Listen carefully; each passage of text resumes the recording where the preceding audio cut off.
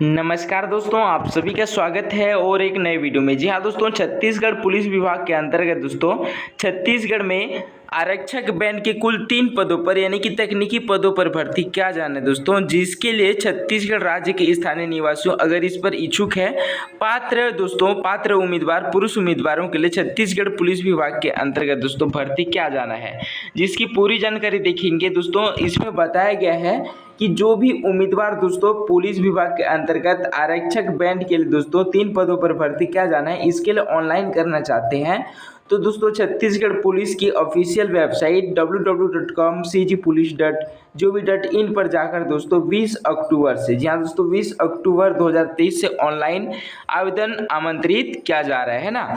इस पर जाकर दोस्तों आप ऑनलाइन कर सकते हैं। यहाँ पर आप देख सकते हैं पदों का विवरण कुछ इस प्रकार से है। जो आरक्षक बैंड है दोस्तों, इसके लिए कुल 3 पदों पर भर्ती किया जाना है, जिनमें से अनारक्षित 1 पद है तथा अनुसूचित जनजाति के लिए 1 पद है एवं अन्य पिछड़ा वर्ग गैर क्रिमिनल के लिए दोस्तों 1 पद रखा गया है।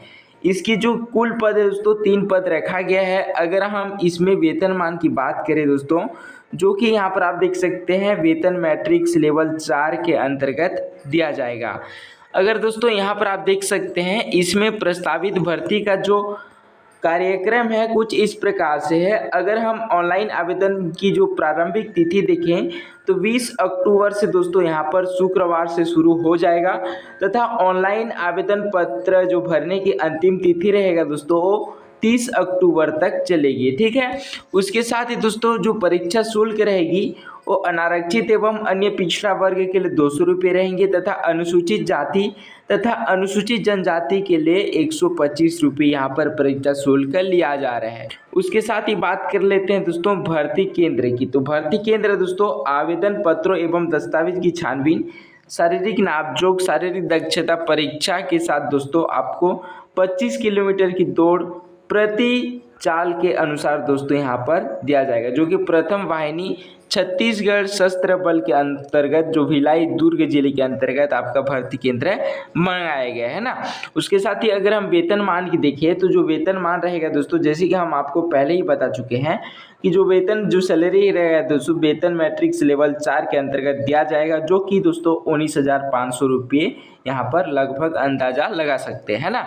उसके साथ ही दोस्तों हम आयु सीमा की बात करें तो जो भी उम्मीदवार रहेंगे उनकी आयु 1/1/2023, जहाँ दोस्तों 1 जनवरी 2023 को दोस्तों अभ्यर्थी को जो मिनिमम जो आयु रहेगा दोस्तों 18 साल रहेंगे तथा जो मैक्सिमम आयु रहेगा दोस्तों 28 साल रहने वाले हैं ना।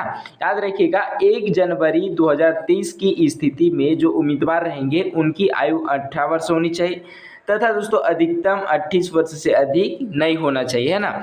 साथ ही दोस्तों जितने भी जो अभ्यर्थी रहेंगे आरक्षित जो वर्ग रहेंगे उनके लिए अनुसूचित जाति, अनुसूचित जनजाति, अन्य पिछड़ा वर्ग का जो आयु रहेगा उनमें अधिकतम 5 वर्ष तक की यहाँ पर छूट भी दिया जाएगा, है ना।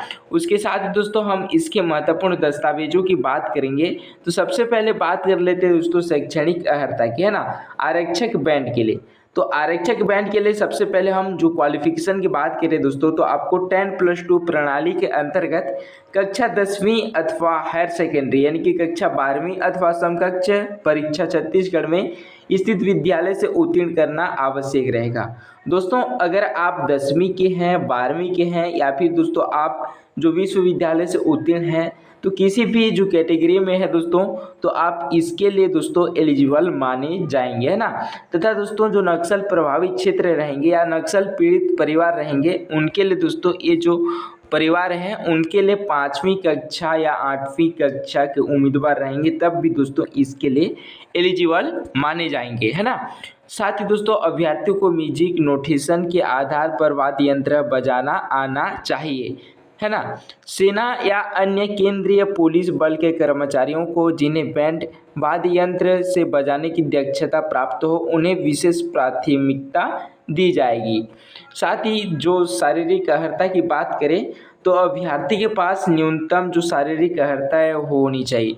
तो सबसे पहले दोस्तों जो सामान्य जाति रहेंगे या फिर जो अन्य पिछड़ा वर्ग रहेंगे पुरुष अभ्यर्थियों के लिए, है ना, उनकी ऊंचाई दोस्तों लगभग 168 सेंटीमीटर होनी चाहिए। तथा दोस्तों अगर हम सीने की बात करें तो सामान्य सीना 81 यहाँ पर सेंटीमीटर रहेगा। तथा दोस्तों यहाँ पर जो विस्तारित जो सीना रहेंगे दोस्तों वो 86 सेंटीमीटर रहेंगी। यानी कि दोस्तों आप 5 सेंटीमीटर सीना तक आपको फुलाना रहेगा, है ना।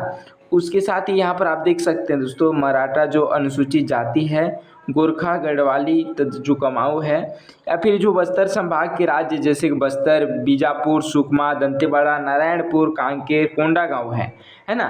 यानी कि जो बस्तर संभाग के जितने भी आते हैं उनमें दोस्तों जैसे कि उसके साथ ही सरगुजा संभाग में, है ना, सरगुजा, सूरजपुर, जसपुर, कोरिया एवं बलरामपुर, इनके जो अनुसूचित जनजाति रहेंगे उन अभ्यर्थियों के लिए जो ऊंचाई रहेगा 153 सेंटीमीटर रहेंगे। तथा जो सामान्य सीना रहेगा दोस्तों वो 79 यानी कि 79 सेंटीमीटर रहेगा।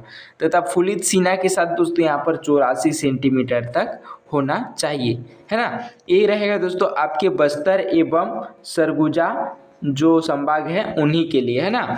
उसके साथ ही हम बात कर लेते हैं जैसे कि इसमें आपको कुछ जो परीक्षा कार्यक्रम है इनमें से आपको देख लेना आवश्यक है ना। तो सबसे पहले दोस्तों जो परीक्षा कार्यक्रम है आरक्षक बैंड के लिए, है ना, उनमें दोस्तों आवेदन पत्र या जो आपका जो दस्तावेज है उनकी छानबीन या जो शारीरिक नापजोख है कुछ इस प्रकार से दोस्तों, जैसे कि आपको जो अभ्यर्थी रहेंगे आवेदन पत्र या प्रमाण पत्र के साथ दस्तावेज छानबीन करवाए जाएंगे। उनके पश्चात ही पात्र पाए जाने पर अभ्यर्थियों को जो निर्धारित मापदंड है उनके अनुसार दोस्तों शारीरिक नापजोख किया जाएगा। उसके साथ ही आपको आंखों की दृष्टि, आंखों से संबंधित अन्य जांच को छोड़कर आपको दोस्तों इसके लिए एलिजिबल माने जाएंगे। साथ ही शारीरिक दक्षता की बात करें तो देखेंगे दोस्तों प्रथम जो चरण है उनके अंतर्गत आवेदन पत्र एवं जो दस्तावेज रहेंगे उनके छानबीन या नापजोख के बाद दोस्तों आपको इनके अंतर्गत जो शारीरिक दक्षता परीक्षा है उनके अंतर्गत 6 जो प्रतिस्पर्धाएं रहेंगी उनके अंतर्गत, जिसमें से कुल 100 अंक के रहेंगे, है ना। जैसे कि यहाँ पर आप देख सकते हैं तो सबसे पहले हम बात कर लेते हैं 100 मीटर दौड़ की। 100 मीटर दौड़ दोस्तों अगर आप 14 सेकंड में पूरा करते हैं तो आपको 16 अंक मिलेगा। 15 सेकंड के लिए 12 अंक, 16 सेकंड के लिए 8 अंक, 17 सेकंड के लिए 4 अंक और 8 सेकंड के लिए, है ना, यहाँ पर 0 अंक। तो सबसे पहले आपको मैं बता देना चाहता हूँ कि जो 100 मीटर दौड़ रहेंगे अगर आप 100 मीटर दौड़ को 14 सेकंड के अंतर्गत पूरा कर लेते हैं दोस्तों तो आपको 16 में से 16 नंबर अवश्य मिलेगा, है ना।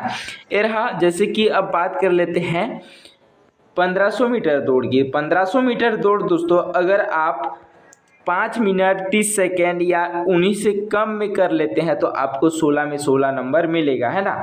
और उसके साथ ही दोस्तों 5 मिनट 45 सेकेंड में करते हैं तो आपको 12 नंबर है वो मिलेगा। अगर आप 6 मिनट में करते हैं तो आपको 8 नंबर मिलेगा।